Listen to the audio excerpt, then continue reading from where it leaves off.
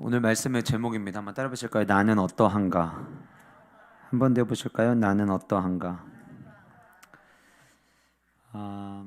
욥기서에 있는 말씀을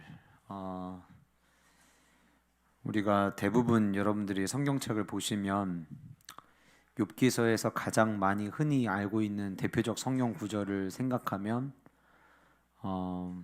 시작은 미약하였으나 후에는 창대하리라. 식당에 제일 많이 걸려 있는 성구이기도 합니다. 성경을 정말 무지할 때 식당에 걸어놓는 성경 구절이에요.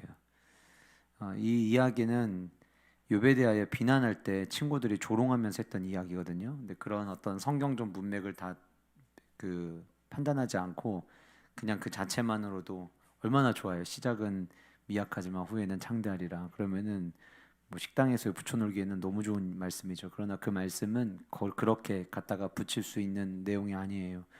예를 들면 시험을 봤는데 애가 성적이 별로 안 좋아요. 시작은 미약했지만 나중에 잘 될 거야. 이런 얘기하는 건 안 되는 거예요. 그거는 그 말씀 속에서는 원래 저주이기 때문에 우리가 그렇게 사용을 하면 안 됩니다. 근데 이제 우리가 욥기서 말씀하면 좀 전에 하전사님 기도 인도하시면서 이야기했던 내가 이제 비로소 주님을 만난 것 같습니다라고 하는 그 욥의 고백이 담긴 마지막 장 혹은 욥기 1장과 2장 안에서 대부분 많은 분들이 말씀을 전하고 중간의 이야기는 거의 언급이 되질 않아요. 근데 제가 앞으로 수요일이든 금요일이든 교회의 어떤 특별한 그 절기나 혹은 그 주에 반드시 다뤄야 될 교회의 어떤 영적인 흐름에 따라서 반드시 다뤄야 될 상황이 아니라면 앞으로 욥기서를 계속해서 여러분들과 같이 나눠보려고 합니다. 욥기는 1장, 2장, 42장만 우리에게 주어진 게 아니라 그 중간의 모든 내용을 하나님께서 우리에게 주셨고 욥기를 가운데 내용을 많은 분들이 다루지 않는 이유 중에 하나는 어려워요. 그리고 또 하나는 우리가 욥기 그러면 고난에 대해서 성경이 우리에게 주는 해답이 담겨져 있는 책이라고 생각을 하는데 욥기서는 끊임없이 하나님을 향해 질문만 던집니다. 뭐 정확한 대답이 없어요. 그러다 보니까 이 본문을 가지고 같이 성도님들과 같이 말씀을 나눈다는 것이 어디를 어떻게 나눠야 될지 굉장히 난감한 책 중에 한 권이기도 합니다. 그런데 아까 말씀드린 것처럼 욥기 전체를 우리가 읽어야 되는 굉장히 중요한 몇 가지의 이유들이 있어요. 제가 조용히 해라. 제가 존 파이퍼 목사님, 이분은 희락신학이라고 이제 이야기를 하면서 하나님을 믿는 백성들은 늘 기뻐해야 된다는 것을 굉장히 강조하시고 이분이 쓰신 책의 내용들을 보면 하나님을 기뻐하라, 하나님을 기뻐하는 삶. 그래서 이게 하나님을 기뻐하는 것과 관련된 이야기를 굉장히 많이 하세요. 근데 이 존 파이퍼 목사님에게 많은 목회자들이 질문을 한 거예요.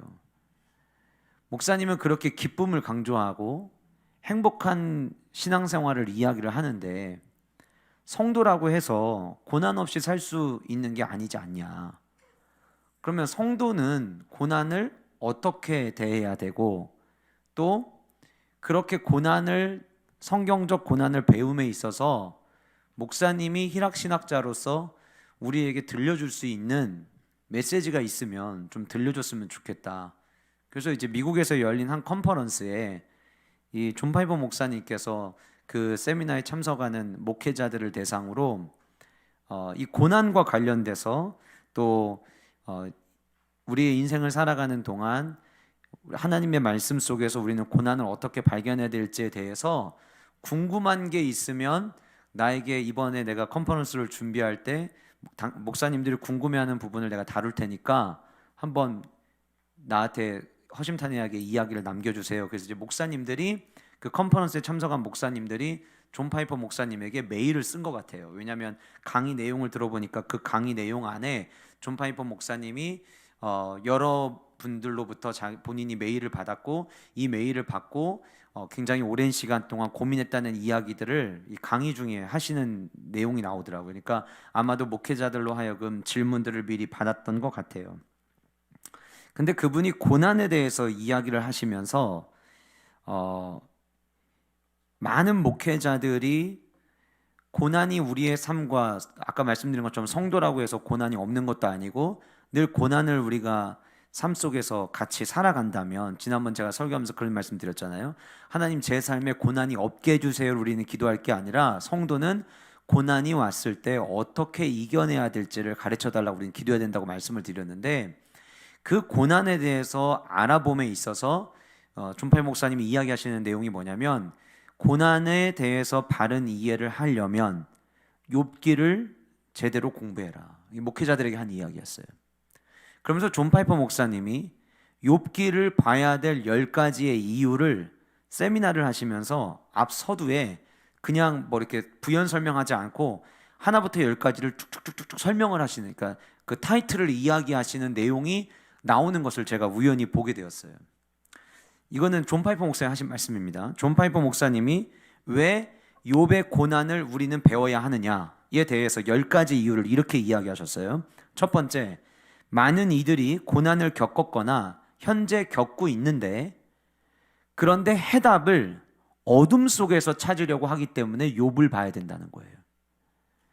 이 말의 의미가 뭘까요? 제가 이제 강의를, 이 컨퍼런스의 모든 영상을 제가 다 얻게 되면은 다 보면 알겠지만, 이거는 딱 그 하나의 섹션만 강의가 올라온 거에서 제가 그것만 보게 되었는데, 이 내용의 의미는 뭐냐면, 많은 사람들이 고난을 겪고 있지만 고난의 문제를 해결하기 위해서 방법을 찾는 데 있어서는 빛 속에서 답을 찾는 게 아니라 어둠 속에서 너무 답을 찾고 있다는 거예요. 자, 그러면 존 파이퍼 목사님이 목사님이라고 하는 거를 감안을 하고, 존 파이퍼 목사님이 말하는 빛은 무엇일까요? 존 파이퍼 목사님이 말하는 어둠은 무엇일까요? 성도는 고난을 하나님의 말씀 속에서 빛 대신 그분의 진리 안에서 찾아야 되는데, 교회 다니는 성도들도 하나님 안에서 해답을 찾으려고 하는 게 아니라 세상 속에서부터 답을 찾으려고 한다는 거예요. 그렇기 때문에 욥기를 통해서, 욥은 고난을 받고 있지만, 제가 이 목사님 말씀을 듣고 생각한 게 뭐냐면, 욥은 분위기는 다 어두워요. 그런데 혼자 유일하게 확신에 찬 한 사람이 있어요. 혼자 확신의 빛 가운데 길을 묵묵히 뚜벅뚜벅 걸어가는 한 사람이 있어요. 그게 누구냐면 욥이에요. 그러니까 욥은 고난을 받지만, 어려움 가운데 자기의 상황이 놓였지만 빛 속에서 해답을 찾으려고 하고, 그 내용이 욥기에 실려 있다는 거예요. 그래서 첫 번째 이유를 들었고, 두 번째는 성도라면 고난이 반드시 올 것이기 때문에 고난을 미리 배워야 된다. 좀 기분이 안 좋죠. 그런데 이런 얘기를 하시더라고요. 바울이 말하는 제자도에는 반드시 성도라면 고난이 따라오는 삶에 대해서 이야기했고, 이 삶은 예수님도 언급하셨다는 거예요. 그러니까 나는 성도로 살기를 원해요, 저는 주님의 좋은 제자가 되기를 원해요 라고 이야기를 한다면 고난을 연습하라는 거예요. 고난을 미리 준비하라는 거예요. 왜냐하면 그것이 제자도의 삶의 모습이기 때문에. 세 번째, 왜 욥의 고난을 우리는 배워야 되느냐? 박해, 질병, 폭행, 재난, 전염병, 끔찍한 사고, 이 모든 일들은 마귀가 성도의 믿음을 흐트러뜨리기 위한 목적으로 우리에게 다가오는 것인데, 성도 중에 어떤 누군가는 이 똑같은 일을 당하면서 오히려 믿음을 세우는 기회가 된다는 거예요. 그러니까 마귀는 우리에게 고난을 주면서 우리를 하나님으로부터 멀리 떨어뜨리려고 고난으로 우리에게 다가오지만, 성도들 중에서는 이 고난을 통해서, 그럼 제가 말하는 성도들 중에서라는 이야기는 뭐냐면 진짜 성도를 이야기하는 거예요. 교회를 다니는 사람 중에 나 성도요라고 이야기하지만 그들 중에는 고난 때문에 하나님을 떠나는 자들도 있어요. 그런데 바른 성도의 삶을 살아가는 자들은 그 고난이 왔을 때 오히려 자기의 믿음을 점검하고 그 믿음을 붙잡는 기회가 된다는 거예요.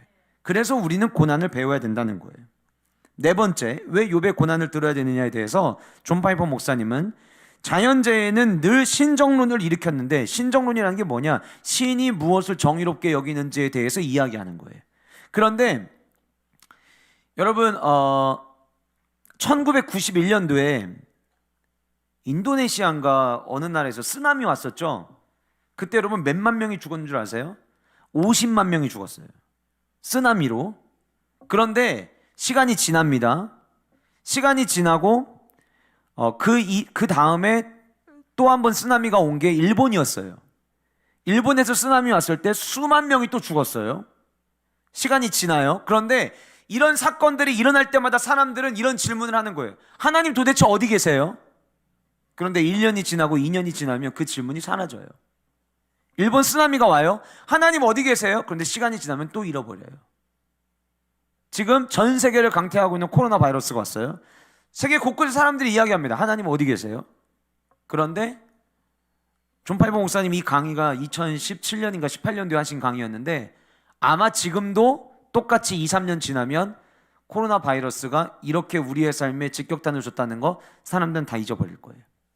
무슨 얘기냐면 고난이 옴으로 말미암아 우리는 하나님을 찾게 됐는데 시간이 지나면 우리는 하나님을 찾지 않는 삶을 산다는 거예요. 그러니 고난이 우리에게 온다는 거는 우리로 하여금 하나님을 찾게 되는 기회요, 통로요, 과정이기 때문에 우리에게는 우리가 고난을 제대로 배워야 된다는 거예요. 다섯 번째는 하나님은 세상에서 받는 고난과 같은 문제들로 인해서 많은 사람들에게 철저히 거부당하고 계시기 때문에 우리가 고난을 바로 배워야 된다. 코로나 바이러스가 생겨났죠? 여러분들 우리가 지금 이 존 파이버 목사님 이야기하신 내용 그대로 지금 수많은 사람들로부터 하나님은 버림받기 시작. 하나님의 버림받았다는 표현이 굉장히 어색하지만 세상 사람들로부터 하나님의 존재가 거부당해요. 심지어 교회를 다니던 사람들에게까지. 그런데 성경에 등장하는 욥은 그러질 않았거든요. 그래서 우리는 욥기를 배워야 된다는 거예요. 왜 욥을 배워야 되느냐? 하나님의 주권마저도 비판하는 그리스도인이 있기 때문에 욥의 고난을 배워야 된다. 교회를 다닌다고 하는데도 하나님의 주대심에 대해서 좋은 일이 일어나면 이건 하나님이 하신 일이라고 이야기를 하고 때로는 속상한 일이 일어나면은 이거는 하나님이 뭔가 잘못하신 것 같아. 아니면 하나님이 간섭하지 않은 사건이야. 하나님은 내가 일어나는 일에 대해서 아무런 개입을 하지 않으시나 봐 라고 생각하는 경우들이 있다는 거예요. 그런데 그렇지 않다는 거죠. 하나님의 지혜와 선하심과 공의로우심과 절대적 주권은 그 무엇보다도 귀한 보배이기 때문이다. 이 존 파이버 목사님이 이 이야기를 하시면서 중간에 자기 이야기를 하시더라고요. 지금 내가 여러분들 앞에서 이 강의를 하고 있는 이 중간에도 지금 우리 교회 성도 17살짜리 아이가 사고로 인해서 10일째 코마 상태, 그러니까 의식불명 상태에 있습니다라는 이야기를 하더라고요. 목회를 하다 보면 이런 일들이 너무 많이 일어난대요. 도대체 하나님 왜 이런 일이 일어납니까? 왜 하나님 이 가정에 이런 어려움을 주시는 겁니까? 라고 묻게 되는 일들이 너무 많이 일어난다는 거예요. 그러나 고난은 하나님의 절대적 주권을 배울 수 있는 가장 좋은 보배이다 라고 존 파이버 목사님이 이야기를 하시더라고요. 여덟 번째, 왜 고난을 우리는 배워야 되느냐? 고난은 복음이 전파되는 하나의 방법이기 때문이다. 제가 처음에 이 말이 좀 이해가 안 됐어요. 그러니까 우리가 생각할 때 이렇게 느껴져요. 고난을 다 겪고 나면 그 고난 겪고 남은 인생이 복음을 전파하는 데 도움이 되느냐? 그렇지가 않고 고난의 과정을 이겨내는 그 모습을 통해서 우리는 복음 전파하는 기회를 삼을 수 있다는 거예요. 대표적인 사람이 누구예요? 우리 최근에 이관희 집사님이나 혹은 그 무슨 젊은 부부 있었죠. 비글 부부. 그런 이제 고난을 겪고 있지만 그 고난을 이겨내는 그들의 모습이 넌 크리스찬들에게 오히려 이게 예수님을 믿는 자들의 삶의 모습이구나라고 하는 걸 통해서 복음을 전하는 기회가 된다는 거예요.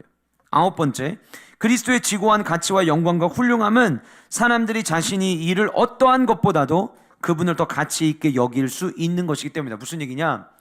고난을 겪고 있는데도 여전히 하나님을 높인다면 믿지 않는 사람들, 주변에 있는 사람들이 볼 때 진짜 하나님이 가장 귀하구나라고 하는 거를 그런 사람들을 통해서 알게 된다는 거예요. 욥기서에 등장하는 욥을 통해서 알 수 있듯이. 그리고 마지막 열 번째 이유가 이 모든 이야기를 다 담고 있는 게 욥기이기 때문에 목사님들은 욥기서를 공부해야 됩니다라는 이야기가 그 컨퍼런스 내용 앞에 나왔어요. 제가 오늘 이 욥기서를 다루게 된 것은 우리가 코로나 바이러스로 인해서 모두가 너무 힘들어해요. 한 번도 경험해보지 못했던 어려움을 겪고 있어요. 뉴스를 보게 됐어요. 이스타 항공사에서 어제 그저께 뉴스였는데 이스타 항공사에서 605명을 정리해고를 했어요. 605명을 정리하고 몇 명이 남았냐? 지금 이스타 항공에 전국에 있는 직원들 590명 남았어요. 무슨 얘기입니까? 해고된 사람이 더 많은 거예요. 근데 제가 그 뉴스를 딱 보는 순간 우리 다니엘 아카데미 아이들과 소풍 중에 그 뉴스를 봤는데 제가 선생님들한테 그런 얘기를 했어요. 저 590명 가운데 누군가는 605명 가운데 누군가는 한 가정의 아버지일 텐데, 온 가족을 먹여 살리는 가장일 텐데, 이 뉴스를 보고 얼마나 무너졌을까? 가슴이 무너져 내렸을까? 곳곳에서 제대로 정상적, 물론 코로나 바이러스 때문에 의외로 더 회복이 된 사람들도 있지만 대부분의 많은 분들은 문을 닫거나 직장을 잃거나 자기의 삶의 터전을 잃은 분들이 너무나도 많이 있어요. 그럼 이럴 때에 우리는 이 고난에 대해서 어떻게 해야 되는가? 그리고 제가 머릿속에 생각을 해봤어요. 수많은 사람들이 이렇게 고난을 당하면 하나님을 향해 질문을 한다는 거예요. 하나님 어디 계세요? 여러분, 욥이라고 하는 이름의 의미가 어떤 의미냐면 하나님 도대체 어디 계십니까? 이게 욥이라는 이름의 의미예요. 그러니까 욥기서를 읽으면 마치 우리가 고난 가운데 있을 때에 제일 많이 하는 질문, 하나님 도대체 어디 계신 거예요? 하나님 제 상황 알고 계신 거예요? 하나님 언제 도와주실 거예요? 왜 하나님은 살아계시다고 하는데 아무 일도 안 하시는 거예요? 일하고 계시고 우리가 비록 느껴지지 않고 비록 우리에게 보이지 않지만 하나님은 일하시는 하나님이라고 내가 입술로 고백은 하지만 때로는 그 찬양하는 게 주님 저에게 너무 힘든 일이에요 라는 마음이 우리 안에 들 때가 있지 않겠느냐는 거예요. 그런데 진짜 중요한 삶의 질문은 내가 누군가에게 질문을 하는 것도 중요하지만 때로는 나에게 질문하는 것이 굉장히 중요하다는 거예요. 철학적 사고를 해라 라는 이 말은요, 결국은 자기 자신에 대한 질문을 던지라는 거예요. 최근에 너 자신을 알라라는 말을 누가 했죠? 소크라테스가 했는데, 나훈아 형님이 신곡을 발표를 했는데 그 노래 안에 이 소크라테스를 테스 형이라고 부른 가사가 있나 봐요. 그래서 막 기사가 한참 그때 그 나훈아 씨가 콘서트를 TV를 통해서 하고 난 다음에 소크라테스를 테스 형이라고 부를 수 있는 사람은 나훈아밖에 없다 막 이러면서 막 글들이 나오더라고요, 그 기사들이. 근데 제가 그 기사를 보니까 나훈아 씨의 그 테스 형, 노래 제목이 테스 형인지는 모르겠는데 그 노래 가사에 이런 가사가 있어요. 아 테스 형, 세상이 왜 이래? 왜 이렇게 힘들어? 아 테스 형, 소크라테스 형, 사랑은 또 왜 이래? 너 자신을 알라며 툭 내뱉고 간 말을 내가 어찌 알겠소? 모르겠소 테스 형. 아 테스 형 아프다. 세상에 눈물 많은 나에게 아 테스 형, 소크라테스 형. 세월은 또 왜 저래? 먼저 가본 저 세상 어떤가요 테스 형? 가보니까 천국은 있던가요 테스 형? 이렇게 가사를 썼더라고요. 그래서 이게 이슈가 됐어요. 제가 생각을 해본 거예요. 소크라테스가 너 자신을 알아라. 여러분, 우리는 이 너 자신을 알라는 이 말을 소크라테스가 한 것처럼 대부분 많이 알고 있지만 사실은 그리스에 델포이라고 하는 아폴론 신전이 있는데 그 아폴론 신전에 들어가는 입구에 써 있는 문구예요. 그거를 소크라테스가 인용을 해서 우리는 소크라테스가 한 이야기로 알고 있는데, 그럼 무슨 얘기입니까? 신을 찾으러 나온 사람들에게 위에 간판에 써 있는 게 뭐냐면 너 지금 신을 찾으러 왔는데 네 자신을 먼저 봐, 이 얘기예요. 우리가 하나님을 찾아요. 하나님 도대체 어디 계십니까? 그런데 하나님은 우리에게 너는 어떤 삶을 살고 있는데? 라고 물어보실 수 있다는 거예요. 제가 욥기 1장을 읽으면서 이제 앞으로 계속 시간이 될 때마다 욥기를 차례대로 우리가 공부를 할 텐데, 욥기를 읽으면서 욥기 1장 1절부터 5절까지 오늘 저와 여러분들이 함께 읽은 이 본문이 욥에 대한 설명으로 들리는 게 아니라 욥은 이런 삶을 살았어, 너는 어떠니? 라고 저에게 물어보시는 것처럼 다가왔어요. 우리는 욥하면 어떤 사람으로 생각을 합니까? 우리는 욥하면 만사형통한 사람. 성경은 오늘 본문 안에 2절부터 3절까지의 내용을 전부 다 욥이 완벽한 삶을 살았던 인생이었다고 이야기를 합니다. 2절 말씀 보실까요? 그에게 아들 7과 딸 3이 태어나니라. 여러분, 성경에서 7 아들은요 가장 큰 축복을 상징합니다. 10이라고 하는 숫자, 7이라는 숫자, 3이라는 숫자, 10의 배수, 이게 전부 다 완전수를 의미해요, 성경에서는. 그런데 7이라고 하는 이 숫자는 와, 하나님이 진짜 엄청나게 복을 주셨구나라고 하는 거를 상징하는 거예요. 이 7 아들 이야기가 누구에게 나오냐면 한나가 아이를 낳지 못하고 그리고 아이를 놓고 기도를 하다가 나중에 아이를 낳게 되면서 사무엘상 2장 5절에 보시면 이런 말씀이 있어요. 풍족하던 자들은 양식을 위하여 품을 팔고 줄이던 자들은 다시 줄이지 아니하도다. 전에 임신하지 못하던 자는 7을 낳았고 많은 자녀를 둔 자는 쇠약하도다. 7 아들을 낳았다라고 하는 것은 하나님이 주셨다라고 하는 축복을 상징이에요. 게다가 딸 셋, 3이라고 하는 숫자, 우리가 삼위일체를 이야기할 때도 숫자 3이라는 숫자를 쓰는데 7 아들과 딸 셋이 태어났다라고 하는 이 이야기 속에서 하나님께서 얼마나 큰 자녀의 복을 주셨는가에 대한 이야기를 합니다. 3절, 그의 소유물은 양 7,000마리요 7이라는 숫자와 10의 배수가 다 들어갔어요. 낙타 3,000마리. 여러분, 당시 낙타 3,000마리는요 지금 우리가 와 진짜 부자였구나 이거를 다 끌어와도 형용이 안 되는 수치래요. 당시 사막을 다니던 사람들에게 낙타 한 마리는 굉장히 귀했습니다. 근데 낙타가 3,000마리래요. 소가 500결이라고 했어요. 500결이 암나귀가 500마리. 여기는 완전수가 깨졌네요 라고 생각할 수 있는데 두 가지를 지금 담고 있어요. 소 500, 암나귀 500 하면 더하면 1000이 돼요. 그래서도 완전수가 되기도 하고 500결이면 쌍을 이야기를 해요. 그러면 1000마리를 이야기하는 거예요. 그러니까 하나님이 주신 물질이 얼마나 완벽했는지를 이야기하기 위해서 언급을 합니다. 그리고 나서 뭐라고 이야기하냐면 이 사람은 동방 사람 중에 가장 훌륭한 자다. 이 가장 훌륭하다라고 하는 말은 뭐냐면 가장 뛰어난 사람이다. 가장 거부요. 모든 것을 완벽하게 가진 그야말로 만사형통의 삶을 살았던 사람이라고 성경이 이야기를 하고 있어요. 근데 문제는 뭐예요? 우리가 잘 아는 대로 13절 말씀에서부터 이렇게 어마어마한 만사형통의 삶을 살던 욥에게 재앙이 옵니다. 그리고 그 재앙이 일주일에 한 건씩이 아니라 같은 날 같은 오후에 모든 일이 다 일어났어요. 자식 다 죽었고요. 오늘 본문이 1장 1절부터 5절까지이기 때문에 제가 뒷부분을 자세하게는 말씀드리지 않겠지만 욥의 자녀들이 맏아들의 집에서 음식 먹고 포도주 먹을 때 와가지고 15절 말씀 보시면 칼로 종들을 죽이고 홀로 피하였고 자녀들 다 죽고 또 양과 종 다 불살라버리고 낙타에 달려들어 낙타 다 빼앗고 칼로 또 종들 죽이고 전부 다 이런 이야기들만 계속해서 반복해서 나와요. 18절 19절에 자녀들 죽는 이야기, 모든 게 괜찮았어요. 괜찮은 정도가 아니라 완벽했어요. 그런데 그랬던 그의 삶 가운데 한순간에 같은 날 오후에 모든 일이 다 무너져 내렸어요.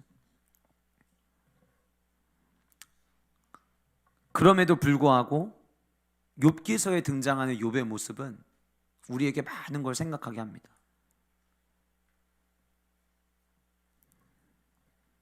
욥은 하나님이 참 자랑하고 싶어 했던 사람이었어요.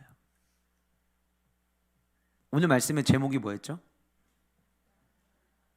제목이 나는 어떠한가? 당신은 어떠한가? 나는 어떠한가? 하나님이 정말 자랑하고 싶어 했던 사람이 욥이었어요. 뭘 보면 알 수 있느냐? 여러분 6절 말씀 보세요. 하루는 하나님의 아들들이 와서 여호와 앞에 섰고 천사들, 하나님의 자녀들, 사탄도 그들 가운데 왔는데 여호와께 사탄에게 이르시되 네가 어디서 왔느냐? 자, 사탄이 하나님에게 말을 건 게 아니에요. 하나님이 사탄에게 말을 걸어요. 네가 어디서 왔느냐? 사탄이 대답합니다. 질문을 하셨으니까 땅을 두루 돌아 여기저기 다녀왔나이다. 사탄이 여호와께 말하지 않아요. 8절 잘 보세요. 여호와께서 사탄에게 말씀하십니다. 네가 내 종 욥을 주의하여 보았느냐? 자, 사탄이 제가 돌아다녀 봤는데요. 욥이라는 사람이 있던데요. 이러지 않았어요. 하나님이 먼저 이야기를 꺼내셨어요. 아니, 하나님이 가만히 계셨으면 욥에게 이런 일이 안 일어날 수도 있는 거 아니에요? 그와 같이, 그럼 하나님이 욥의 이야기를 먼저 꺼내서 무슨 얘기를 하는지 보실까요? 그와 같이 온전하고 정직하여 하나님을 경외하며 악에서 떠난 자는 세상에 없느니라. 사탄이 이야기합니다. 어찌 까닭없이 하나님을 경외하겠습니까? 하나님이 복을 주셨으니까. 그래서 그러는 거 아닐까요? 라는 이야기를 합니다. 그리고 11절에 주님의 손으로 그 모든 소유물을 치시면 그러면 주님을 향해서 욕하지 않겠습니까? 여호와께서 사탄에게 말씀하십니다. 내가 그의 소유물을 다 내 손에 맡기노라. 우린 이렇게 생각하죠. 하나님이라면 사탄이 이렇게 한다고 해도 말리셔야 되는 거 아니에요? 근데 지금 거꾸로 모든 이야기를 누가 먼저 주도하고 계시냐면 하나님이 주도하고 계세요. 여러분, 욥기서는요 단순히 고통을 배우는 책이 아니에요. 욥기는 하나님의 주권을 배우는 책이에요. 뭘 배우는 책이라고요? 하나님의 주대심. 제가 이 말씀을 보면서 처음에는 하나님이 많이 실수하셨나 보다. 가만히 계셨으면 그러면은 모르는 일이었네. 그런 마음이 드는 거예요. 하나님 왜 굳이 사탄에게 욥의 이야기를 왜 꺼내셨을까? 근데 제 안에 주시는 하나님의 마음은 뭐였냐면 나 그렇게 자랑하고 싶었어. 하나님은요 욥을 너무 자랑하고 싶어 하셨어요. 욥이라고 하는 인물이 가짜 인물이냐 실존 인물이냐 갖고 신학자들이 이야기하는 하지만 뭐 지금 우리가 신학 공부하는 시간 아니니까 결론부터 말씀드리면 실제 존재했던 인물이에요.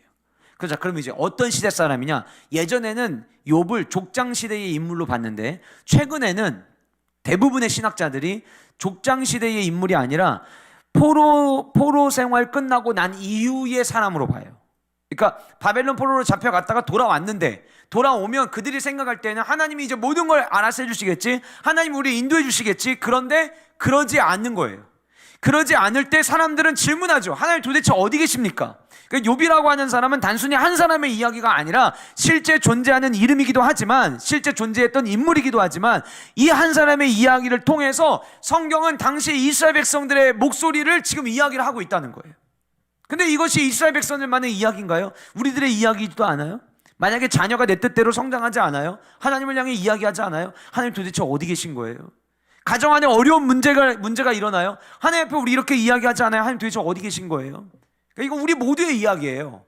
그런데 그래서 저는 이 말씀을 읽으면서 제 마음 가운데 하나님, 욥의 이야기가 욥기 한 사람, 욥기에서 등장하는 욥 한 사람의 이야기가 아니라 하나님 나의 이야기가 되기를 원합니다.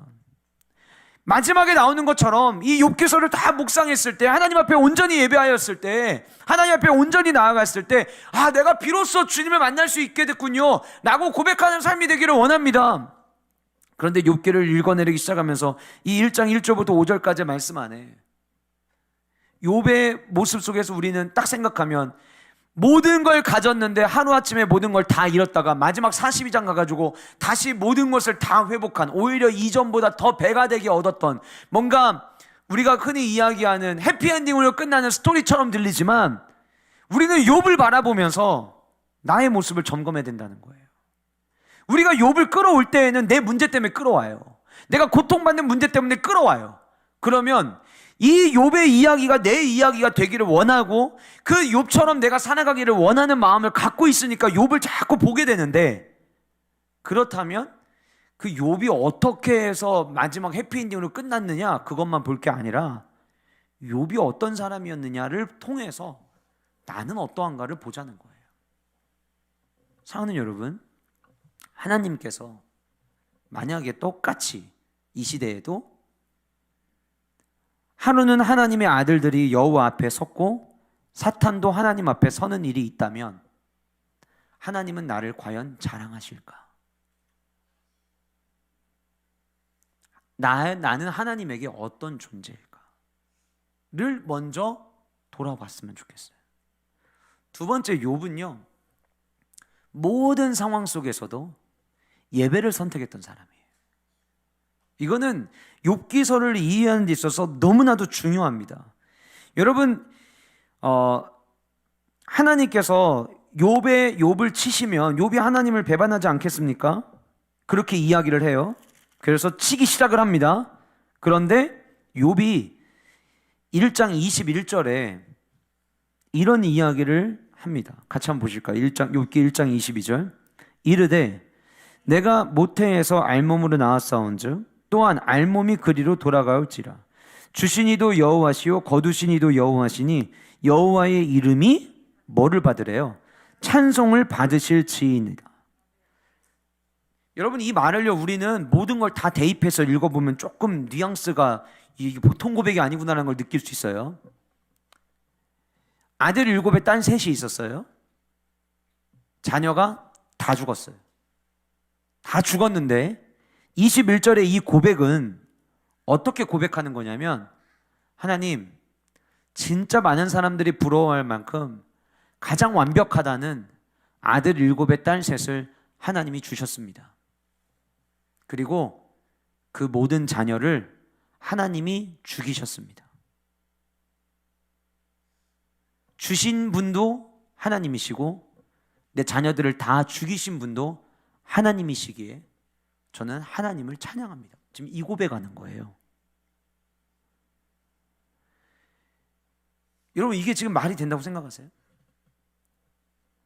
왜 하나님이 욥을 자랑하고 싶어 하셨을까? 우리가 하나님이 자랑하고 싶어하는 삶을 나는 살아가고 있는가에 대한 점검을 할 때, 그게 여러분 정해놓은 공적인 예배 시간에 예배를 안 빠지고 오셨습니까? 이 질문을 하는 게 아니라, 나는 내 삶 속에서 하나님을 예배하는 마음으로 나는 살아가고 있느냐라고 하는 거예요. 어떤 상황 속에서도 나는 주님을 찬양하는 삶을 살아가고 있느냐라고 하는 거예요. 작은 것 하나에서도 하나님 앞에 감사하며 살아가고 있느냐라고 하는 거예요. 하나님이 무엇인가를 주셨을 때는 막 기뻐해요. 막 감사해요. 그런데 하나님이 아무것도 주시지 않으면 하나님을 향해 원망하던 모습들이 우리 안에 있을 때가 있지 않아요? 제가 오늘 참 감사한 연락을 받았어요. 우리 울릉도 단기선교 갔던 현포양문교회 김신일 목사님이 연락이 왔어요. 이 목사님이 결혼해서 10년 동안 아이가 없었는데 드디어 임신이 된 거예요.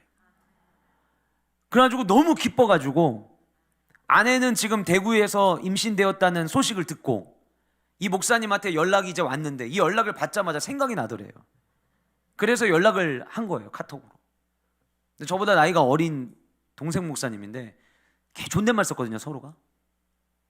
그 얼굴을 실제 보면은 약간 형 같기도 하고.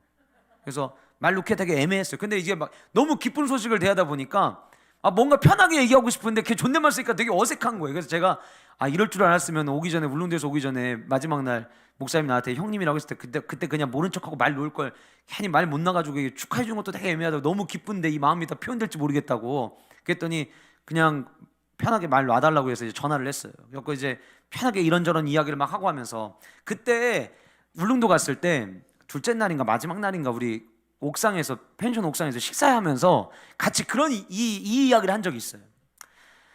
자녀를 낳고 처음에 결혼을 하고 자녀를 갖지 못해서 초반에는 속상한 마음이 되게 컸다는 거예요. 그런데 울릉도에 와서 한 영혼을 전도하기 위해서 지나다 보니까 내가 아이를 갖지 못할 때에도 아이가 소중하다는 걸 알았는데, 한 영혼 한 영혼 전도하려고 다가가다 보니까 이게 진짜 어렵구나라는 걸 알게 됐더래요. 애로 어쩌면은 한 사람 교회 데리고 오는 것이 내가 자연적으로 아이를 낳는 것보다 더 어려운 일이구나라는 걸 자기가 깨달았다는 거예요. 그래서 지금은 자녀에 대한 생각보다 이제 아이를 갖기 위해서 그동안에는 자연 임신으로만 계속 준비를 했다가 이제는 뭔가 시도를 해야 되지 않을까라는 생각을 해보고 있다고 하면서도, 그런데 그렇게 막 안 되면 어떡하지라고 하는 이런 마음이 없다는 이야기를 그때 저랑 나눴었거든요. 때로는 내가 원하는 목표가 있는데 그게 안 돼요. 그러면 하나님 앞에 예배할 마음이 짱 없어져요. 내가 목사인데 내 성도들에게 복에 대한 이야기도 해야 되는데 우리 가정에 복이 없으면 어떻게 이야기할 수 있겠습니까? 근데 하나님이 주셨던 마음은 그런 상황 속에서도 나를 예배하고 내 이름을 높이고 찬양하라는 거예요. 그거를 깨닫게 하셨다는 거예요, 하나님이. 그리고 나니까 하나님이 아이를 선물로 주신 거예요. 우린 두 가지를 점검해야 돼요. 나는 진짜 하나님이 자랑하고 싶어하는 사람일까? 나는 어떤 상황 속에서도 하나님을 높이고 하나님을 경배할 수 있는 삶을 살아가고 있느냐? 간절히 원하기는 우리가 욥기 말씀을 함께 나누는 기간 동안 시작은 부족할지 모르겠지만 저와 여러분들의 모습 속에 하나님이 자랑하고 싶어하는 성도로 살아가기 위해 제가 더 애쓰겠습니다, 이런 결단이 멈춰지지 않기를 간절히 소원하고, 이 욥기를 우리가 함께 나누는 동안 우리 교회 안에 우리가 바른 예배 참 많이 강조하고 있는데, 바른 예배가 세워지는 어떤 상황 속에서도 주님을 예배하기로 결단하는 우리 세종왕의 성도님들이 되시기를 주님의 이름으로 축복합니다. 나는 어떠한가? 첫 번째 던져야 되는 질문은, 나는 환경에 영향받지 않기 위해 힘쓰고 있는가? 우리는 점검해 봐야 돼요. 여러분, 오늘 말씀해 보시면 욥기 1장 1절에 보시면 욥에 대한 설명이 나옵니다. 욥이 어떤 사람인지, 우스 땅에 욥이라 불리는 사람이 있고 그 사람은 온전하고 정직하여 하나님을 경외하며 악에서 떠난 자더라. 1장 1절은 욥에 대해서 5가지 설명을 합니다. 근데 그 중에 제일 먼저 언급한 게 뭐냐면 욥이 우스 땅에 머무르고 있다는 이야기를 하고 있는 거예요. 우스라고 하는 곳은요, 지금도 신학자들이 정확하게 어디쯤인지 위치를 알아내지는 못했어요. 그런데 성경에 이 우스 땅이라고 하는 우스에 대한 정보가 예레미야 예가 4장 21절에 나오는데, 예레미야 예가 4장 21절에는 우스 땅에 사는 딸 에돔아 즐거워하며 기뻐하라고 이야기를 해요. 자, 그러면 우스 땅은 에돔 사람들이 살고 있는 땅이었을 것이라는 것을 추측을 할 수가 있는 거예요. 자, 이 이야기는 우스는 에돔 족속 땅 이렇게 딱 못 박자는 게 아니라, 우스 땅에는 에돔 사람들이 살고 있었구나 라고 하는 이야기를 우리에게 던지는 것은 우리에게 어떤 영향을 받을 수 있는지를 우리에게 던져주는 메시지가 되는 거예요. 그래서 우스가 어디에 있었느냐가 우스라고 하는 땅 지역에 대해서 연구할 때 중요한 게 아니라, 우스 땅에서 중요한 것은, 우스 땅을 공부할 때 중요한 것은, 한번 따라 보실까요? 이스라엘 안에 위치하지 않다는 것. 네. 우스 땅이 중요하게 우리가 이거는 중요합니다 별표를 친다면, 왜 별표를 쳐야 되냐면 우스 땅이 어디에 있느냐가 중요한 게 아니라 우스 땅이 이스라엘이 머무는 땅 안에는 없는 곳이다라는 거예요. 자, 그러니까 우스 땅에 머물고 있었던 욥, 그러면 그 환경은 이스라엘 백성들이 하나님을 경배하고 하나님을 예배하고 하나님을 섬기는 것이 어색하지 않은 것이 아니라 그것이 오히려 어색한 땅이라는 것을 이야기하는 거예요.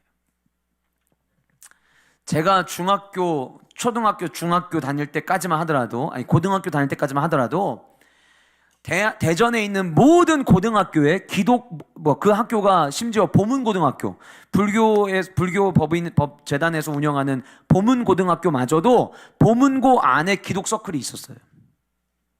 그때만 하더라도, 제가 고등학교 다닐 때만 하더라도 대전시에 있는 모든 고등학교 안에는 기독서클이 다 있었어요. 그래서 학교마다 조금씩은 차이가 있지만 월요일 저녁 식사 후 혹은 목요일 저녁 식사 후, 제가 남대종고 나왔는데 남대종고 같은 경우에는 목요일 날 저녁 먹고 난 이후에 학교 운동장에 있는 국기계양대에서 기도회를 했어요. 우리 서클은 항상. 그리고 1년에 한 번씩 모든 학교 기독서클이 돌아가면서 문학제를 했어요. 그 학교 주변에 있는 교회를 빌려서. 남대종고등학교는 선창교회를 빌려가지고, 선창교회가 아니라 거기 무슨 시장 있죠? 남대전고 밑에 그 시장 이름이 갑자기 생각이 안 나네. 문창시장 안에 문창교회가 있어요. 그 문창교회에서 우리는 1년에 한 번씩 이 문학제를 했고, 각 학교마다 주변에 있는 교회를 빌려가지고 목사님에게 말씀드려갖고 빌려가지고 문학제를 하면 대전시 안에 있는 다른 각자 이 학교 기독서클 학교 임원들이 같이 가서 축하해주고 같이 가서 공연도 보고 막 이러던 때가 있었어요. 그러니까 교회 안에 학교 안에서 교회 기독서클이 모이고 하는 것이 전혀 세상 사람들로부터 학교 다니는 학생들로부터 저것들 뭐 하는 거야 이렇게 뭐 따가운 눈초리를 받거나 그러질 않았어요. 운동장에서 우리 국기기양대에서 기도하면 다 오픈되어 있기 때문에 그때 뭐 주여 2번 주여 3번으로 기도하는 거는 이례적인 어떤 거거든요. 그럼 애들 막 운동장에서 축구하고 있고 막 그러면 우리는 그냥 우리끼리 모여서 한 20-30명 모여가지고 주여 부르고 기도하는 거예요. 통성 기도하고. 그럼 애들이 막 약간 장난치는 것처럼 우리가 주여 부를 때 축구하다가 막 애들도 주여 부르기도 하고 막 이런 일들이 있긴 했지만 그렇다고 해서 교회 다니는 애들이 모이는 건 막 혐오하거나 그러지는 않았어요. 근데 지금은 어때요? 지금 우리 상황은 학교에서 아이들이 기독서클로 모인다? 운동장에서 기도해야 한다? 그러면 미개인 취급 당할 거예요. 이미 대한민국 중학교, 대한민국 고등학교는 선교지가 되었어요. 선교지라고 이야기할 때 민족의 3%가 예수님을 아는 사람이 3%밖에 없을 때 우리는 선교지로 보는데 지금 대한민국 중학교와 고등학교가 3%가 안 된다는 통계가 나왔어요. 그러니까 선교지예요. 예전에 주일날 교회 오고 수련회 때문에 학교 빠지고 교회 오는 거 아무렇지도 않았지만 지금은 그러지 않아요. 사회도 마찬가지일 거예요. 대전의 오메가 교회가 대전에서 청년들 많이 모이기로 유명한 교회로 손꼽히는 교회거든요. 근데 그 교회가 이번에 코로나 기간 동안에 보니까 수련회를 했더라고요. 그래서 그 수련회에서 그 안에서 확진자가 나와가지고 또 막 사람들이 악플을 달고 수많은 댓글을 달고 그랬어요. 지금은 조그만한 거 하나 교회에서 뭐 했다 그러면은 사람들이 우르르 달려와서 욕합니다. 지금 환경이 우리가 하나님을 예배하는 것이 자연스럽지 못한 세상을 우리는 살아가고 있어요.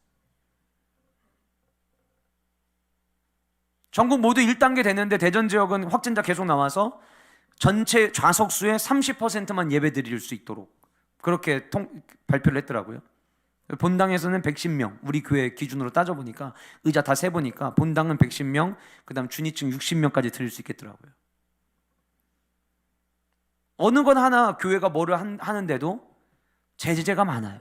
앞으로 가면 갈수록 더 하겠죠. 물론 그러면 그럴수록 우리는 또 순교적 신앙을 보여야겠죠. 그런데 욥기서에 등장하는 욥에 대한 첫 번째 이야기는 하나님을 경배하고 하나님을 예배하고 하나님의 은혜를 맛보기에 녹록하지 않은 상황이었음에도 불구하고 그 환경에 영향을 받지 않고 여전히 하나님을 향하고 있는 한 사람을 우리에게 지금 이야기하고 있는 거예요. 하나님이 자랑하고 싶어하는 사람은 어떤 사람이냐? 어떤 상황 속에서도 굴하지 않고 예배하는 사람은 어떤 사람이냐?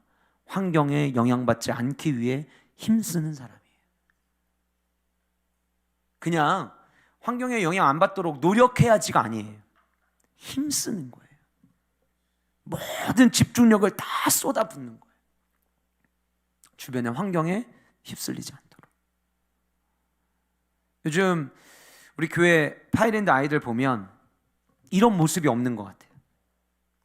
오히려 교회를 다니면 유별 떠는 것처럼 보여지고 세상으로부터 떨어져 나가는 것처럼 보여지고 그래서 주변의 환경을 너무 영향을 많이 받고 세상의 친구들이 하는 거 그게 잘못됐다는 거 모른 채 그것이 죄라는 것도 모른 채 만약 그거에 대해서 그 잘못된 거라고 이야기하면 그게 왜 잘못된 거냐고 이야기할 만큼 환경의 영향을 안 받는 게 아니라 환경의 영향을 너무 많이 받는 세대가 되어버렸어요. 우리의 신앙은 어떤가요? 여러분들이 하나님을 믿고 하나님을 예배하며 나아가는데 있어서 여러분들이 가장 많이 영향을 받는 여러분들의 환경은 무엇인지 한번 돌아보시기를 바랍니다. 때로는 우리 뭐 합시다라고 이야기했을 때 주변의 환경을 탓하는 경우들이 참 많아요. 지금 내가 이런 상황이어서 안 되고요. 지금 내가 이런 것 때문에 예배할 수 없고요. 충분히 그럴 수 있어요. 그러나 우리가 욥의 말씀을 통해서 하나님이 주시는 은혜를 욥이 얻었던 그 은혜를 나도 얻기를 간절히 원한다면 우리는 먼저 욥이 그랬듯이 환경에 영향받지 않고 하나님만을 바라보는 일에 힘써야 한다는 거예요. 이 은혜가, 이 노력이, 이 열정이 저와 여러분들 안에 있기를 간절히 소원합니다. 두 번째, 나는 어떠한가 점검해야 될 모습은 하나님과의 약속을 지키기 위해서 나는 힘쓰고 있느냐는 거예요. 여러분 8절 말씀 보시면 하나님이 사탄에게 욥에 대한 이야기를 하시면서 이렇게 말씀하십니다. 네가 내 종 욥을, 이렇게 이야기하죠. 지금 하나님께서 욥을 이야기를 하시는데 어떤 단어를 수식어로 쓰고 있냐면 내 종이라고 하는 수식어를 사용하고 계세요. 여러분 이 종이라고 하는 수식어는요, 아브라함과 이삭과 야곱 같은 이스라엘 선조들이 믿음의 삶을 살고 하나님의 말씀을 전적으로 순종할 때 사용하는 단어예요. 그러니까 하나님께서 지금 이제 원래 사실 이 단어 때문에 욥을 예전에는 신학자들이 족장시대의 인물일 거라고 봤던 이유가 이 단어 때문이었거든요. 그런데 대부분의 신학자들이 이제 욥기서를 연구를 하면서 이게 족장시대 인물이 아니라 포로로 돌아오고 난 이후의 시대의 인물이구나라는 거를 이야기를 하는데, 그 이야기를 지금 이제 신학자들이 밝혀내고 있는 것은 이런 것이다라는 것을 알고 이 말씀을 보니까 저는 욥이 더 대단한 사람처럼 보이는 거예요. 무슨 얘기예요? 아브라함, 이삭, 야곱의 시대부터 지금 시간이 한참이 지났어요. 그런데 하나님은 아브라함과 이삭과 야곱에 사용하셨던 그 믿음의 삶, 그 순종의 삶을 살았던 그 이스라엘 백성들의 선조와 같은 그들의 이름을 떠올리시면서 욥을 소개하고 있다는 거예요. 그만큼 욥은 상황과 상관없이 하나님의 말씀대로 그 언약 백성으로서의 삶을 살기 위해서, 하나님의 약속을 붙잡은 삶을 살기 위해서 하나님께서 이스라엘 백성들과 족장들과 맺은 그 언약에 충실한 삶을 살았던 그 선조들에게 사용했던 똑같은 단어를 사용함으로 말미암아 이 욥이 지금 하나님과 맺은 언약을 지키기 위해서 최선을 다하고 있다라고 하는 것을 하나님은 사탄에게 지금 이야기하고 계시는 거예요. 여러분, 약속 잘 지키는 거 중요합니다. 그런데 진짜 우리가 약속 잘 지켜야 되는 분은 지금도 살아계시는 그 하나님이세요. 나는 하나님과의 약속을 지키기 위해서 얼마나 힘쓰고 있느냐, 하나님과의 약속을 나는 거르지 않기 위해서 얼마나 노력하고 있느냐. 1장 1절에서 욥에 대한 정보를 5가지를 준다고 했어요. 첫 번째는 우스 땅에 머물렀던 사람이라는 정보를 주고 나머지 4가지가 등장하는데, 이 나머지 4가지가 언약을 지키기 위해서, 하나님과의 약속을 지키기 위해서 애썼던 욥의 모습을 지금 이야기하는 거예요. 뭘 보면 알 수 있느냐? 자, 8절에 보시면 여호와께서 사탄에게 이르시되 내가 내 종 욥을 주의하여 보았느냐? 그리고 나서 그와 같이 온전하고 정직하여 하나님을 경외하며 악에서 떠난 자는 세상에 없느니라. 자, 종이라고 하는 표현을 쓰고 그 다음에 그 욥에 대한 이야기를 하셨어요. 근데 이 이야기가 어디 나온 이야기예요? 1장 1절에 나온 이야기예요. 그러니까 1장 1절에서 욥이 어떤 인물인지에 대한 설명을 했는데, 이것이 무엇과 연관되어 있느냐? 하나님이 욥을 내 종이야, 욥은 나하고의 약속을 지키기 위해서 애쓰는 사람이야, 라는 것을 언급하시고 나면서 그 욥에 대한 설명을 할 때 사용했던 수식어라는 거예요. 그러니까 하나님과의 약속을 지키기 위해서 힘쓰는 자가 삶 속에서 나타나는 모습이 무엇이냐를 이야기할 때 온전하고 정직하여 하나님을 경외하며 악에서 떠난 자로 우리는 이야기할 수 있다는 거예요. 온전하고는 뭐예요? 온전하고는 제가 지난주 금요 예배 때인가요? 말씀 전하면서 이야기했지만, 온전하다는 것은 하나님을 향한 우리의 태도예요. 하나님을 향한 우리의 태도. 죄가 없다는 뜻이 아니에요. 여러분, 여호수아 24장 14절에 보면 여호수아가 이스라엘 백성들에게 온전함으로 하나님을 섬기라고 이야기해요. 온전함으로 하나님을 섬겨라. 무슨 얘기예요? 온전함이라고 하는 것은 방향을 하나님께로만 고정하고 하나님만 섬기는 삶이 곧 온전함이라고 이야기하는 거예요. 그래서 우리가 점검해야 될 건 뭐냐면 내가 하나님과의 약속을 지키기 위해서 내가 힘을 쓰고 있느냐라는 것을 점검할 때 내 삶의 모습 속에서 우리가 점검해야 될 건 뭐냐면 내가 여전히 하나님을 향하고 있느냐, 내가 하나님을 섬기기 위해 힘쓰고 있느냐. 목사님, 눈에 보이지 않는 하나님을 어떻게 섬겨요? 나는 몸된 교회를 섬기기 위해 힘쓰고 있느냐. 여러분, 하나님만을 섬겨라 라는 이 말의 의미가 여호수아 24장 14절에서 이야기하는 이 말의 의미가 어떤 뉘앙스냐면요, 마음은 다른 곳에 있으면서 하나님을 섬기는 척 하지 말고 온 마음으로 그분을 섬기라는 거예요. 마음과 섬김의 행위가 따로 나뉘어져 있는 게 아니라 진짜 하나님을 사랑하고 진짜 내가 하나님을 향하고 있어서 하나님의 몸된 교회를 섬기고 하나님이 원하시는 삶을 살아가는 삶으로 내가 고정되어 있느냐라고 하는 거예요. 두 번째로 약속을 지키기 위해 힘쓰는 자의 모습은 뭐냐? 정직하대요. 정직하다는 거는 뭐냐? 첫 번째, 온전하고가 하나님을 향한 우리의 태도라면 정직하여라는 것은 다른 사람을 대하는 태도를 이야기해요. 성도는요, 성경은 참 한결같죠? 성경은 이 두 가지의 계명을 늘 균형 있게 이야기해요. 하나님을 향한 사랑, 이웃을 향한 사랑.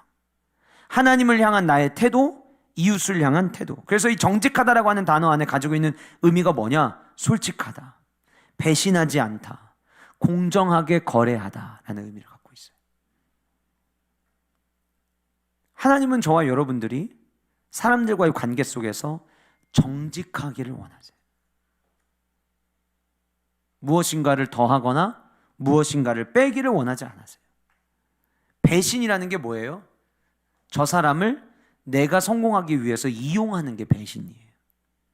하나님은 저 사람이 잘 되기 위해서 내가 도와주는 삶을 살기를 원하시지, 나 잘 되고자 다른 사람을 이용하는 것을 하나님은 원하지 않으세요. 그래서 내가 지금 사람을 대할 때 나는 어떻게 대하고 있느냐. 평소에는 연락을 안 하다가 뭔가 도움을 구할 때에만 연락을 하는, 뭐 그런 사람 대하면 되게 씁쓸할 때가 있잖아요. 우리가 다른 사람을 대할 때 나는 어떻게 사람을 대하고 있느냐라고 하는 거예요. 세 번째로 하나님을 경외하며라고 이야기했는데, 하나님을 경외한다는 이 말은 예배자로서의 태도를 이야기합니다.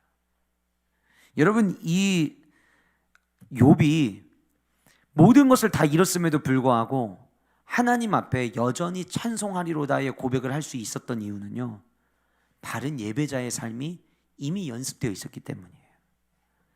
언약 백성을 이야기했어요. 제가 하나님과의 약속을 지키는 자의 삶, 성도에게 주어진 가장 큰 은혜와 축복은 뭐냐면 하나님을 예배할 수 있다는 거예요. 예수님이 저와 여러분들에게 주신 가장 큰 선물은 뭐냐면 새 생명을 주신 것인데, 그 생명 왜 주셨느냐? 휘장을 찢으셔서 주의 보좌로 마음껏 나가라고 휘장을 찢으신 거예요. 마음껏 예배하라고. 그래서 우리가 점검해야 될 것은 내가 하나님을 향해서 하나님을 경외하고 있느냐. 경외한다라고 하는 말이 무조건 두려워하는 것만이 아니라 그 하나님의 이름 때문에 너무나도 기뻐하는 삶을 살고 하나님을 높이고, 이제 이번 주 주일 우리 추수감사 주일인데 하나님께 나는 감사를 끊임없이 올리고 있느냐라는 거예요. 악에서 떠난다는 말은요, 회개한다는 거예요. 회개한다. 욥은요, 날마다 자기 자신을 돌아볼 줄 알았어요. 하나님의 약속을 지키기 위해 살아가는 사람들은요, 하루가 끝날 때에, 기본적으로 자기 영성 관리를 잘하는 사람들은요, 하루가 끝날 때에 자기 삶을 돌아본답니다. 하나님 앞에서 자기 하루의 삶을 되돌아보면서 내가 오늘 혹 마트에 갔을 때 마트에서 일하는 직원들에게 대했던 나의 태도를 점검해보고, 모르는 낯선 사람을 만났을 때에 나의 반응이 어땠는지를 점검해보고, 내가 같이 믿는 성도들과 교제를 했을 때 나의 모습은 어떠했는지 점검해보고, 다니엘 아카데미 아이들이랑 소풍을 해보잖아요. 그러면 애들 참 착해요. 참 감사 잘해요. 그런데 때로는요, 선생님이랑 목사님이 앞에 있을 때는 감사를 잘하는데 여기 계신 줄 몰랐네 이럴 때가 있어요. 근데 그게 여러분 나쁘다고 우리 이야기할 수 없어요. 아이들 때 되면은요 화이트 거짓말을 하기 시작을 한대요. 이게 전 세계 모든 아이들에게 나타나는 현상이래요. 깨끗한 거짓말. 그러니까 이게 물론 거짓말이 깨끗하고 더러운 게 어디 다르게 있겠어요. 거짓말 자체는 안 좋지만 이 6살 때부터 아이들이 초등학교 올라가는 9살, 10세가 될 때까지는요 자기가 착한 것처럼 보이기 위해서 거짓말 하려고 하는 습성들이 아이들 안에 있다고 하더라고요. 어떻게 보면 굉장히 자연스러운 현상인 거예요. 그런데 그런 모습이 있다 할지라도 돌아보는 거예요. 아이들 소풍 기간 동안에 첫째 날 하루 일과를 보내고 각 방마다 선생님이랑 같이 하루를 돌아보는 시간을 갖거든요. 오늘 하루를 돌아보면서 자기가 감사할 일이 무엇인지 돌아보는 거예요. 하나님 앞에서 죄를 멀리하고 악에서 떠났다는 것은 내 삶을 돌아볼 줄 안다는 거예요. 우리는 사람들을 마주할 때 좀 자기 삶이 좀 어떤지 좀 생각 좀 해보지 이런 생각을 할 때가 있어요. 그런데 진짜 해야 되는 건 내 삶을 돌아보는 거예요. 이 4가지가 약속을 지키기 위해서 힘쓰는 자의 모습이라는 거예요. 근데 우리가 기억해야 될 게 있어요. 1장 8절에 이 말씀이 나왔고 1장 1절에 이 말씀이 또 나왔고 2장 3절 가보세요. 2장 3절에 여호와께서 사탄에게 또 똑같은 이야기를 또 하십니다. 온전하고 정직하여 하나님을 경외하며 악에서 떠난 자가 세상에 없느니라. 무슨 얘기예요? 욥의 이런 삶의 태도는 일시적이지 않았다는 거예요. 우리가 주의해야 될 게 있어요. 막 은혜 받잖아요. 그럼 은혜 받으면 온전하고 정직하고 하나님을 경외하며 악에서 떠난 것 같이 보이는 삶을 살아갈 때가 있어요. 시간이 지나면 다시 돌아와요. 오래 안 가요. 욥은 늘상 자기의 삶에 변함없는 본성이 되기 위해서 늘 이 모습을 유지하기 위해서 힘썼던 삶을 살았다는 거예요. 저는 저와 여러분들이 성도로 살아가면서 앞으로 우리가 욥에 대한 말씀을 계속해서 나눌 때마다 이 4가지를 우리가 같이 기억했으면 좋겠어요. 한번 따라해 보실까요? 온전하고 정직하여 하나님을 경외하며 악에서 떠난 자. 한번 더 해볼까요? 온전하고 정직하여 하나님을 경외하며 악에서 떠난 자. 이 4가지를 욥기의 말씀을 우리가 함께 나누는 동안 하나님 나의 삶이 온전하고 정직하여 하나님을 경외하며 악에서 떠난 삶이 되게 하여 주옵소서. 새벽에 나와서 기도하실 때에도 하나님이 고통의 시간을 통과하고 있는데 고통의 시간을 통과하는 게 중요한 게 아니라 하나님이 이 시간을 통과할 때 내가 온전하고 정직하여 하나님을 경외하며 악에서 떠난 자의 삶이 되게 하여 주옵소서. 아이들을 위해서 여러분들이 축복 기도해 주실 때 원컨대 주께서 복에 복을 더하사, 좋은 말이죠. 성경 안에 축복에 관련된 말씀이 얼마나 좋은 말씀이 많아요. 그런데 우리가 욥의 말씀을 배우는 기간 동안 여러분들이 각 가정에서 자녀들을 위해서 기도하실 때에도 하나님 우리 자녀가 온전하고 정직하여 하나님을 경외하며 악에서 떠난 자의 삶이 되게 하여 주옵소서. 하나님과의 관계, 사람과의 관계, 하나님 앞에서 온전한 예배자, 자기의 삶의 모습을 돌아볼 줄 아는 성도로 살아가는 것. 그것이 하나님의 약속을 끝까지 포기하지 않고 붙잡는 자의 삶에 나타나는 모습이라고 하는 거예요. 이 모습이 저와 여러분들 안에 회복되어질 수 있기를 주님의 이름으로 축복합니다. 그래서 1장 5절 마지막에도 이렇게 기록하고 있어요. 욥의 행위가 항상 이러하였더라. 욥은요 어떨 때는 이러고 어떨 때는 저러고 이랬다가 저랬다가 이렇게 왔다 갔다 한 사람이 아니었다는 거예요. 그는 늘 한결같았다는 거예요. 욥의 모습을 바라보면서 나는 어떠한가? 나는 하나님과의 약속을 지키기 위해서 지금 힘쓰고 있는가? 4가지의 모습에 나는 힘쓰고 있는가? 우리들의 모습을 점검해 볼 수 있기를 바랍니다. 마지막으로 가정의 거룩함을 위해 힘쓰고 있느냐? 여러분 욥기 1장 1절에 욥에 대한 설명이 나오고 2장 3절에는 욥이 얼마나 완벽할 만큼 하나님의 복을 받았는지를 이야기하고 난 다음에 4절과 5절에서 굉장히 의미심장한 말씀이 등장을 합니다. 그의 아들들이 자기 생일에 각각 자기의 집에서 잔치를 베풀고 그의 누이 3명도 청하여 함께 먹고 마시더라. 그들이 차례대로 잔치를 끝내면 욥이 그들을 불러다가 성결하게 하되 아침에 일어나서 우리 지난주 주일날 오후에 이주영 목사님 말씀 전하시면서 아브라함이 아침에 일찍이 일어나서 떠나는 모습을 이야기하시면서 소풍을 기다리는 어린아이의 심정을 이야기하셨어요. 설레는 거죠. 그 시간이 기대되는 거죠. 근데 욥이 그랬다는 거예요. 그들을 불러다가 성결하게 하되 아침에 일찍 일어나서 그들의 명수대로 번제를 드렸으니 이는 욥이 말하기를 혹시 내 아들들이 죄를 범하여 마음으로 하나님을 욕되게 하였을까 함이라. 우리는 어때요? 네가 겉으로 드러나게 그런 행동 안 했으면 괜찮아. 마음까지는 우리는 체크하지 않아요. 근데 욥이 아들들이 잔치를 벌이고 나면 그 다음날 꼭 제사를 드리고 번제를 드리는데, 그 번제를 드리는 이유가 뭐냐면 우리 가정이 하나님이 믿는 가정이고 하나님의 백성의 가정인데, 우리 가정 안에 잔치하다가 우리도 모르는 사이에 범죄하고 우리도 모르는 사이에 죄를 짓거나 우리도 모르는 사이에 거룩하지 못한 모습이 있었을까봐 그 모습을 하나님 앞에 회개하고자 아침 일찍이 다른 시간을 기다린 게 아니라 하나님 앞에서 죄사함을 받는 그 시간을 기다렸다는 거예요.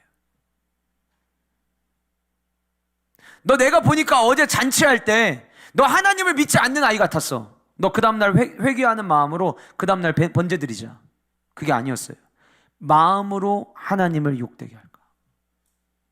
제가 이 말씀에 대해서 공부하다 보니까 마음으로 하나님을 욕되게 하였을까, 이 말 안에는요, 하나님의 이름을 욕되게 하였을까 봐, 이런 의미를 갖고 있다고 하더라고요. 하나님의 이름을 욕되게 하였을까 봐. 나 교회 안 다닐래. 하나님이 계신지 안 계신지 나 모르겠어. 그리고 뭐 별로 그렇게 하나님이 나 안 사랑하시는 것 같아. 충분히 그럴 수 있죠. 그러나 우리는 그런 이야기를 들을 때에 같이 통회하는 마음을 가져줘야 돼. 하나님, 우리 아이가 아직 하나님을 만나지 못해서 이런 고백을 하고 있는데 좀 용서해 주시고 마음으로 하나님의 이름을 욕되게 하지 않게 하여 주옵소서. 그럼 여러분, 이게 자녀들만의 문제인가요? 제가 오늘 아침에 아이들과 성경 수업하면서 노아 이야기하면서 왜 우리가 노아 이야기를 배워야 되는지, 왜 우리가 홍수 이야기를 배워야 되는지, 이 홍수가 역사적 사실이었다는 것과 역사의 사실이라는 것을 과학적으로 어떻게 뒷받침하는지 오늘 오전에 수업을 했거든요. 근데 그 수업하면서 제가 마지막에 그런 얘기했어요. 그런데 왜 우리는 다니엘 아카데미 학생으로서 이 노아 이야기를 왜 배워야 될까? 노아가 배를 지을 때 수많은 사람들이 주변에서 하나님이 과연 계실 것 같아? 너 왜 이렇게 미련하게 살아? 너 그렇게 살지 마. 야, 요즘 시대 그렇게 살아가면 바보 같은 거야. 수많은 이야기를 하는데도 불구하고 욥은 꿋꿋이 방주를 쳤어요. 제가 아이들에게 그랬어요. 지금 너희들이 살아가는 시대는 수많은 사람들이 조롱을 듣는 시대가 될 거다. 베드로서 3장 3절부터 5절까지 말씀에 보면 하나님을 조롱하는 자들이 하나님이 행하신 일들을 믿지 않으려 할 것이다 라는 경고가 있어요. 말세가 되면 하나님이 하신 일, 근데 그 하나님이 하신 일 가운데 어떤 일이 들어가면 홍수 사건도 들어가 있어요. 말세가 되면 하나님이 홍수로 심판하셨다는 것에 대해서 사람들이 부인할 거다, 조롱할 거다. 이 얘기가 이미 베드로 사도가 이야기했어요. 왜 노아의 홍수가 실제 있었던 일이냐, 가짜냐, 만들어낸 이야기냐, 왜 이런 이야기들 하는 거냐? 그들은 하나님을 조롱하고 있기 때문에. 근데 너희들이 살아가는 삶에는 앞으로 그렇게 하나님을 조롱하는 사람들이 주변에 많을 거야. 근데 노아가 꿋꿋이 하나님의 약속을 붙잡고 방주를 지었듯이 너희들이 그렇게 살아야 된단다. 우리도 마찬가지예요, 여러분. 여러분, 마음으로 짓는 죄가 얼마나 위험해요.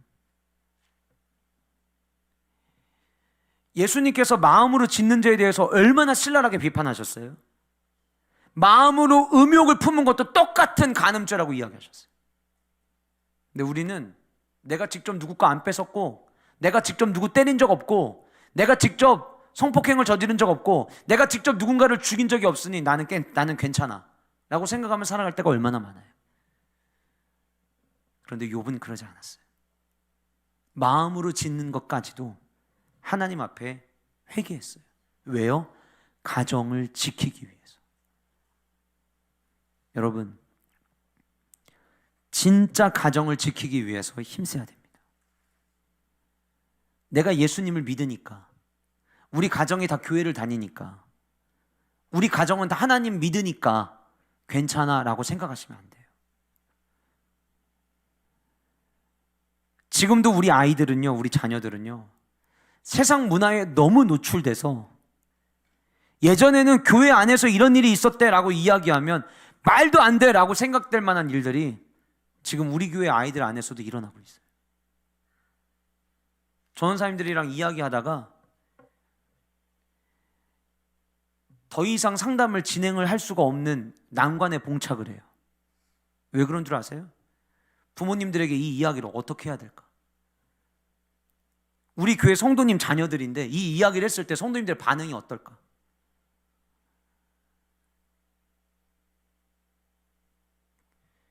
여러분, 지금 교회 밖의 이야기가 아니에요. 교회 안에 우리의 자녀들이 거룩함이 산산조각 나고 있어요. 믿지 않는 아이들의 이야기가 아니에요. 혹 아이들 중에는요, 이것이 옳고 그른 것도 모른 채 그냥 하나의 놀이처럼 생각해서 세상 애들 하는 것처럼 똑같이 교회 다니는 애들도 그 문화에 노출돼서 말도 안 되는 카톡 안에 수많은 단체 톡방을 통해서 말도 안 되는 사진들을 애들은 주고받고 있어요. 모르시죠? 여러분이 만약에 집에 가서 자녀들에게 너 휴대폰 비밀번호 풀고 카톡 비밀번호 엄마 아빠한테 알려줘. 싫어. 그러면은 의심해 보셔야 돼요.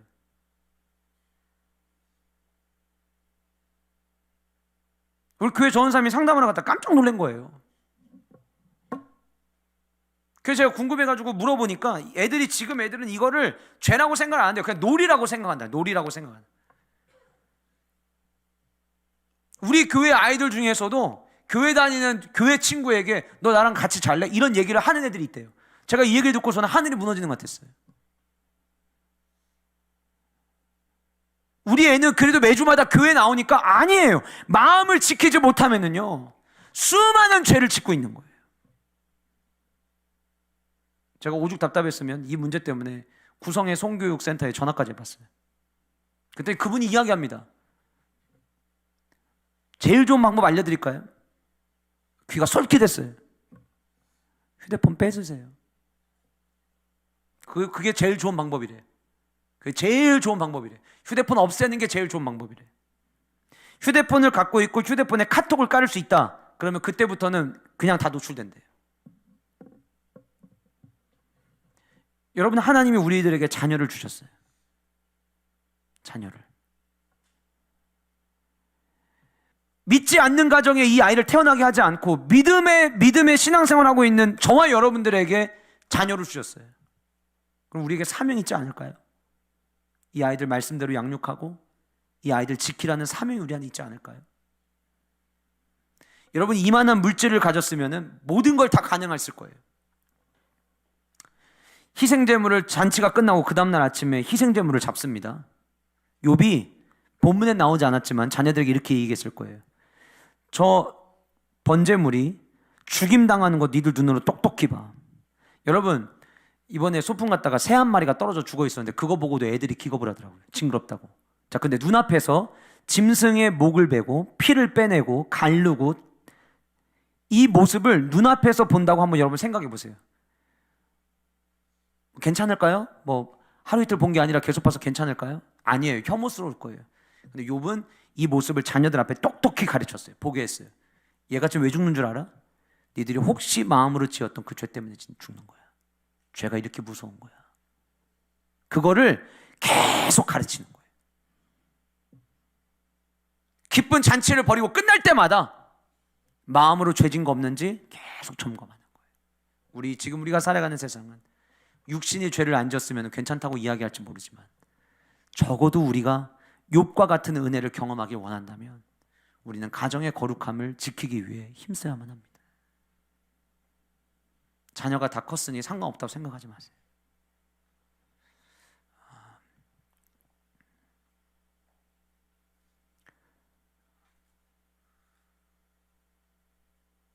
갑자기 지금 목사님 성함이 생각이 안 나는데 외국 목사님이신데요. 이 목사님이 욥에 대한 이야기를 하시면서 그런 이야기를 하셨더라고요. 욥의 자녀들의 나이대를 자기가 대충 생각을 해보니까 어린 아이들이 아니라는 거예요. 그러면 성인이 되면 성인이 될수록 죄에 노출될 일이 훨씬 더 많을 거라는 거예요. 그러면서 그 얘기하시면서 그 얘기하시더라고요. 자녀들만의 이게 문제겠냐는 거예요. 욥이 자녀들에게 있어서 이렇게까지 철저하게 했다면 자기 자신의 삶을 얼마나 철저하게 점검했겠느냐는 거예요. 우리가 아이들 교육에 대해서 이야기할 때 이렇게 이야기합니다. 아이들은 본대로 큰다. 무엇을 보고 무엇을 들었고 무엇을 삶 가운데서 경험했느냐가 그 아이들의 삶 가운데 그대로 드러난다고 해요. 그러면 우리 또한 마음으로 죄를 짓지 않기 위해서 날마다 우리 자신을 돌봐야 돼요. 새벽에 목사님이 기도하시면서 그런 기도 제목 주시면서 그런 말씀하셨죠. 가정 외에, 부부 외에 다른 것에 의해서 우리가 사랑의 감정을 느끼지 않도록, 하나님이 진짜 우리에게 주신 축복을 경험하기 위해서 거룩을 지키면 지킬수록 이것이 귀한 것을 아는 것이지, 거룩이 깨지는 순간 내게 주신 것이 귀하다는 생각을 우리는 다 잃어버리게 됩니다. 그래서 우리가 욥기서의 말씀을 배우는 기간 동안 하나님, 우리 가정의 거룩함을 위해 내가 싸우겠습니다.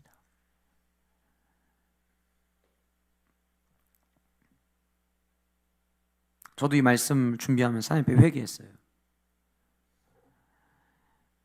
영재가 조금만 피곤하면 막 입속에 막 입병이 엄청 많이 나가지고 이번에 소풍 갔는데도 먹을 걸 제대로 못 먹었어요. 얘가 뭐 먹다가 막 울기도 하고 너무 아프니까. 그래서 어제 소풍 갔다 오자마자 병원을 데리고 갔어요. 병원을 데리고 가서 이제 검사를 좀 하고, 검사 결과 토요일에 보고 또 추가 검사를 좀 해보고, 이게 구내염이 계속 생기는 거는 별로 좋은 게 아니라고 해서 원인을 좀 정확히 아는 게 좋겠다 싶어가지고 검사 결과를 알아보고 하는데, 근데 끝나고 나왔는데 추가 질문을 제가 또 하는 거예요, 의사 선생님한테. 혹시 그러면 여기에는 뭘 발라주는 게 좋을까요? 어떤 약을 주는 게 좋을까요? 막 물어보는 제 모습을 보면서 아이의 건강을 지키기 위해서 힘쓰고 있는데 우리 가정의 거룩함을 위해서 나는 무엇을 힘썼는가? 그래서 오늘 새벽에는 가정을 위해서 참 많이 기도했던 것 같아요. 하나님, 우리 가정이 성도의 가정으로서 거룩함을 유지하게 하여 주옵소서. 혹여나 자라나는 동안 우리 아이들이 마음으로 하나님의 이름에 범죄하지 않게 하여 주옵소서. 하나님의 이름을 가장 소중히 여길 줄 아는 아이들로 성장하게 하여 주옵소서. 이것이 저와 여러분들 모두의 고백이 될 수 있기를 주님의 이름으로 축복합니다. 욥은 가정의 거룩함을 위해 참 많이 힘썼습니다. 아내가 하나님 조롱하고 떠나라고 이야기했을 때에도 그것이 하나님의 거룩함의 문제가 되기 때문에 욥은 선택하지 않았어요. 가정의 이름으로 하나님의 이름을 망령되이 일컫는 행동이 될까? 그는 두려운 마음에 하지 않았어요. 하나님은 저와 여러분들을 성도로 부르셨고 우리의 가정이 성도의 가정이기를 원하십니다. 아이들에게 가정 안에서 세상 문화를 눈으로 목격하게 하지 않으시기를 주님의 이름으로 권면합니다. 아이들이 어릴 때부터 한두 잔 마시는 거는 괜찮아라는 거를 부모를 통해서 배우지 않도록 여러분들이 더 거룩함을 지키기 위해 힘쓰셔야 합니다. 가볍게 게임처럼 하는 따먹기가 허용해도 괜찮다는 것을 아이들이 어릴 때부터 눈으로 보지 않도록 거룩함을 지키기 위해서 힘써야 합니다. 성인이 돼서 도박 중독에 빠진 사람들에게 나타나는 공통적 특징이 있습니다. 가정 안에서 노름을 하기 시작했던 거예요. 어릴 때부터. 그게 어릴 때에는 그냥 재미삼아, 시간이 지나면서부터 그러지를 못한 거예요. 지금 우리나라가 군대 가 있는 애들이 한 달에 월급을 뭐 이등병 때는 한 40만 원, 그다음 병장 되면 뭐 70만 원까지 받는다고 그러더라고요. 애들이 군대에서 전부 다 뭐 하는 줄 아세요? 휴대폰으로 도박합니다. 대출 받습니다. 군대에서 휴대폰을 가지고 들어가니까 일과 끝나고 나면 할 게 없는 거예요. 그래서 휴대폰으로 애들이 게임 삼아, 어차피 꽁돈으로 나라에서 준 돈이잖아요. 이걸 갖고 도박을 하는 거예요. 그런데 재미가 붙거든요. 어떨 땐 따니까. 그래서 군대 안에 있는 애들이 대출을 받아가지고 그 돈으로 도박을 해가지고 군대 안에 있는 애들 중에 도박 빚진 애들이 그렇게 많대요. 걔네들 처음에는 어떻게 시작했을까요? 전부 다 휴대폰 게임으로 시작했을 거예요. 근데 그게 커지면서 대출 받아서 노름에 뛰어드는 일까지 만들어내는 거예요. 여러분, 작은 것 하나라도 우리는 가볍게 여기면 안 됩니다. 가정을 지키기 위해 힘쓰는 저와 여러분이 될 수 있기를 소원하고, 주님의 약속을 지키기 위해서 힘쓰는 저와 여러분이 되기를, 그리고 저와 여러분들의 삶 가운데서 환경에 의해서 영향받지 않도록 날마다 하나님이 원하시는 삶을 살아가기 위해 힘쓸 줄 아는 저와 여러분 모두가 될 수 있기를 주님의 이름으로 축복합니다. 욥은 진짜 기가 막힌 삶을 살았지. 모든 걸 다 가졌지. 중간에 고난 좀 받았어도 괜찮아. 마지막에 전부 다 하나님께서 배가 되게 하셨잖아. 그렇게 끝날 책이 아니에요. 우리의 모습을 돌아봐야 될 책이 욥기예요. 욥기를 함께 배우는 동안 저와 여러분들의 삶의 모습을 점검하고 돌아볼 수 있는 은혜가 있기를 간절히 소원합니다. 기도하시겠습니다.